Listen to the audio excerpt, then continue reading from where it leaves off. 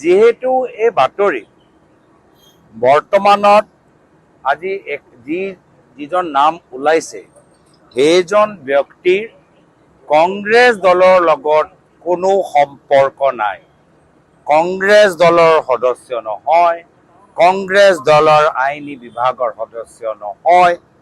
তো যেতিয়া তেওঁ বৰ্তমান কংগ্ৰেছ দলৰ না লিগেল ডিপাৰ্টমেণ্টৰ না আমাৰ মেম্বাৰ হয়, তেতিয়া কি স্বাৰ্থত যিজনে এই বাতৰি বা য'ত এই বাতৰি ওলালে কি স্বাৰ্থত এই বাতৰি তদন্ত নকৰাকৈ অধ্যয়ন নকৰাকৈ এই বাতৰি কি স্বাৰ্থত প্ৰকাশ কৰি যি সময়ত তেওঁ পঞ্জাৱৰ কংগ্ৰেছ নেতৃত্বৰ চৰকাৰৰ এডভোকেট জেনেৰেল আছিলে ডেপুটি, সেই সময়ত যিজন ব্যক্তি মুখ্যমন্ত্ৰী আছিল এই মুখ্যমন্ত্ৰীটো আজি তাৰিখত বিজেপি দলত আছে।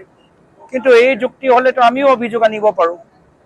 সেইজন ব্যক্তি যদি আপোনালোকে টুইটাৰ টাইমলাইনটো চাই তাত দেখা পাব যে তেওঁ এটা কেছ বৰ্তমানৰ বিজেপি লিডাৰ মনজিন্দৰ সিং সিৰসা তেখেতৰ লগত এটা কেছ তেওঁ ভাগ লৈছিল। আকৌ আমিও অভিযোগ দিব পাৰোঁ তেনেকৈ।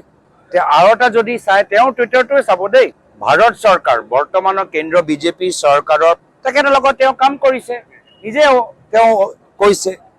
তো আমি এনেধৰণৰ তথ্য যি বাস্তৱ তথ্য লৈ আমিও কিছু অভিযোগ দাঙি ধৰোঁ নেকি, ৰাজ্যিক সভাপতিক সোধোঁ নেকি, কেন্দ্ৰীয় সভাপতি আমি কৰিবলৈ বিচৰা নাই, আমি ৰাজনীতি কৰিবলৈ বিচৰা নাই।